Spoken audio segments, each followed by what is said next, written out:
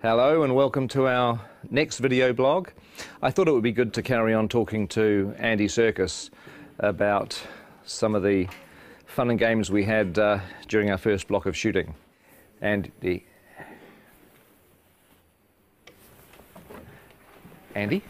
Where is he?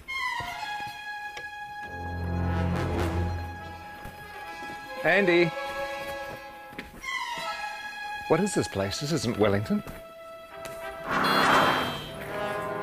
Where am I? Isn't this where James Bond crashed his Aston Martin in 1964?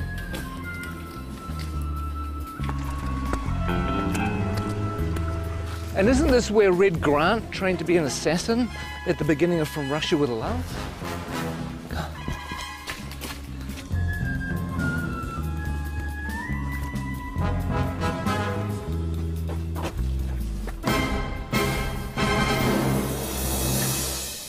You know what?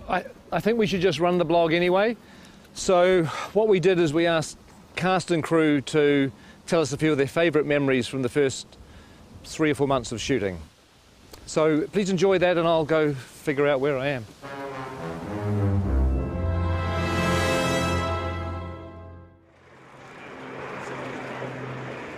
What are the things that stand out for you the most from the first block? I think for me, my favourite stuff we've done so far has been Gollum's cave. Was that precious? The way that Pete did that scene, it felt like I was watching a play. It was sort of like you could just sit back and watch these amazing guys do their thing. Him and Martin together were fantastic. It was really cool. Trying to get back into the head of Gollum. I don't know if I ever told this, but it felt like kind of doing an impersonation of a character that I'd played. Yes. A long time. It was weird because it was like, you know, having to re-own it again. Yeah, it was pretty cool. It was a nice way of starting. I felt sorry for Martin because he was suddenly thrust into having to find the character of Bilbo and have to deal with you for a whole week, going at him the whole time. I mean, it must have been a bit intimidating. Blizzes and splashes. It's a meaty mouthful. Yeah. It's going to be a good movie. Check it out. After 2 years of, oh my God, when are we ever going to shoot this film? We had 13 dwarves and a hobbit. We might have had a wizard as well. And suddenly, it's real. Seeing the sets were like amazing. That was true. I mean, coming to Bag End for the first time and walking through. That was our first day, wasn't it? It was, first day on the job. That was amazing. Can you name them? Name the dwarves. Ori Dori Nori, Biffa Bobba, Biffa... Biffa Bobba Buffa, Ori Nori Nori. I can never remember. See, that's the problem. You can't even remember who they are. You have Philly and Killy. There's Thorin, and there's Gloin, and there's Oin, and Dwalin and Balin, and there's Biffa, Buffer and Bomber, and then there are the three Dori, Nori and Ori. I think that's it, isn't it? I think so. 13 Dwarves is one of the reasons why I dreaded The Hobbit and why I really didn't think I was going to make it for such a long time. But the irony is it's turned out to be one of the joys of the film. Oh my God.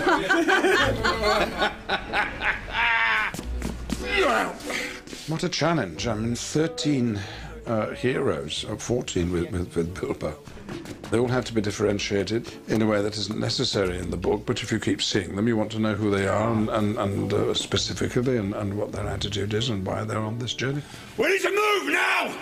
Come on! Some of the best memories were getting the dwarves ready. Everybody has helped these actors kind of find their way through lots of rubber and lots of hair. Walking through Weta and getting to see our designs and going, actually, God, I look amazing. I look the most amazing of anyone. That was probably the best day, wasn't it? Mm-hmm. Yeah. When you all said, gee, Jed's amazing. That's an amazing We design. did, yeah. Some of them actually look pretty bad before they get into the prosthetic. Some of them, in fact, for some of them, a prosthetic is making them look better, to tell you the truth, which says something. Mark Hadlow, for example, springs to mind. I have this lovely bit down here, and then this moustache that comes up here. I look stunning. Actually, look, I should be in centrefold. One of the things that quite early on we discovered was that Mark Hadlow likes to dress up in costumes, mainly sort of military type things. And the really weird thing about his sailor outfits is that below the waist, nothing. But again, you know, he's a nice bloke though. A little bit of cap. A little bit of cap. One of them doesn't have to wear a beard. Yeah, well, we're all very, very jealous of that. Actually, he is the Aidan Turner. He's the sexy dwarf. I don't even think he's got a beard, actually.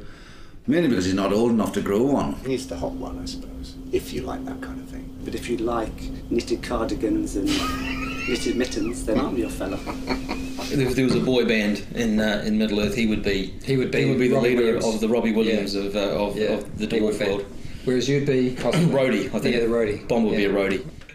I think when people see the beards are going to come back in big time. They are. Huge. Give us a kiss. Gelek dashrud ba. Gelek dashrud ba.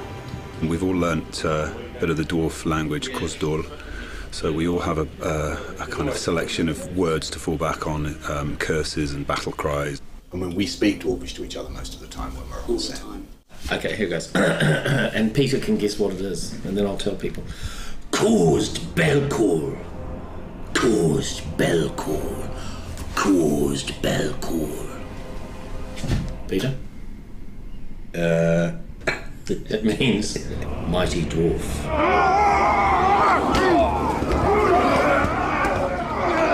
We had Troll Show. Well, you got to do all the fun stuff in Troll Show. Yeah, we did.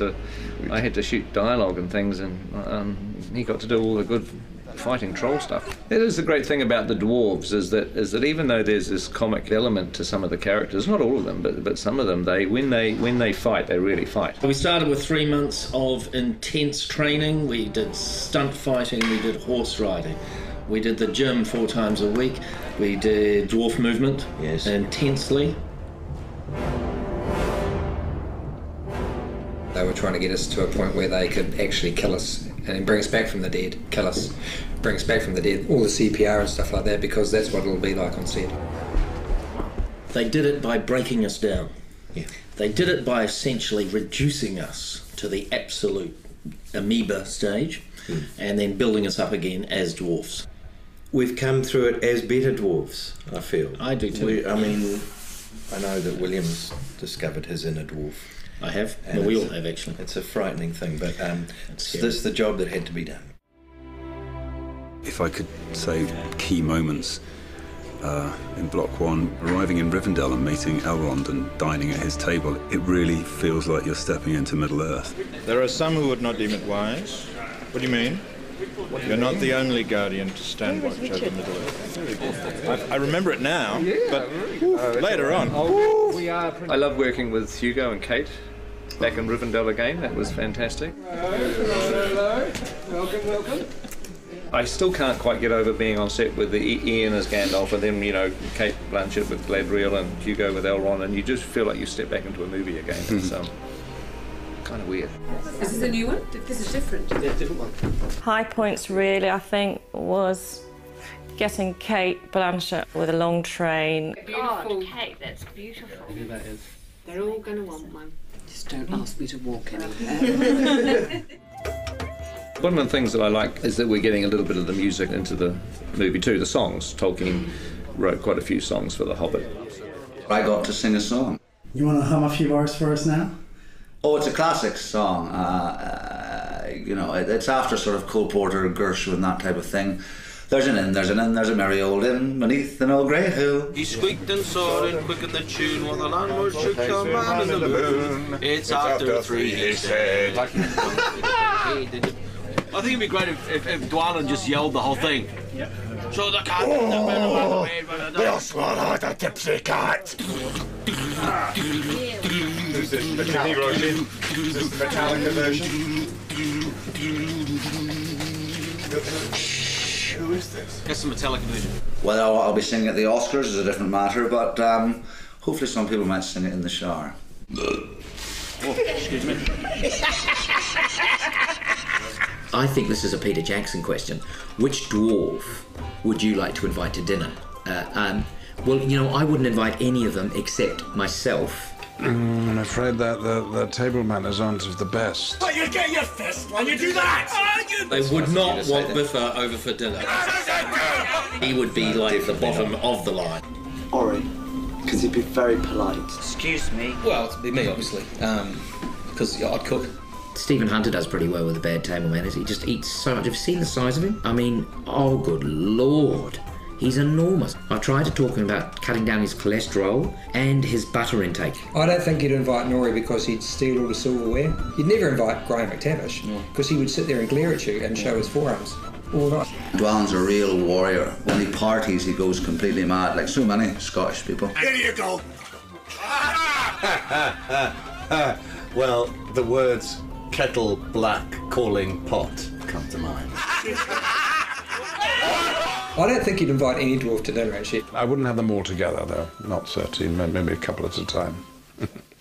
Special person to meet here, John Rhys Davies. It was fun on one of the days that we were in Bag End with the dwarves that John Rhys Davies came to visit. Oh, yeah? And it was great to introduce him not only to Gloin, who's his father in the story, but also to all the other dwarves.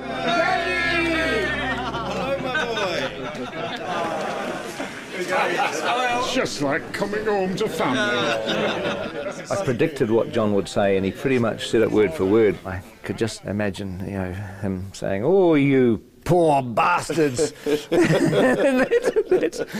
that's pretty much what he went on to say. You poor buggers. When he gets you running up the hill in full armour, you'll enjoy that. But you are going to be spectacular. And you'll be chased by women all around the world. but only if you're in costume and makeup. Okay. All right. We've been here since January the 13th. So what is that, 5 months? And we haven't even scratched the surface. Who are you doubling, Pete? I'm doubling Stanley Kubrick. One of the biggest moments was when we all put our gear on and we all stood together, sort of looking around at each other into the characters' faces. To stand in a circle and look at the guys that were going on the quest, I got a real tingle up my spine. Lovely, thank you, that's terrific. I think we can check the gate on that.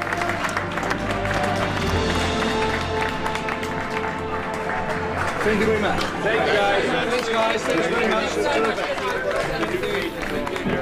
Thank you. Bittersweet moment, but it's time to leave. Hasta la vista. Then driving off. I'm waiting for somebody, sorry.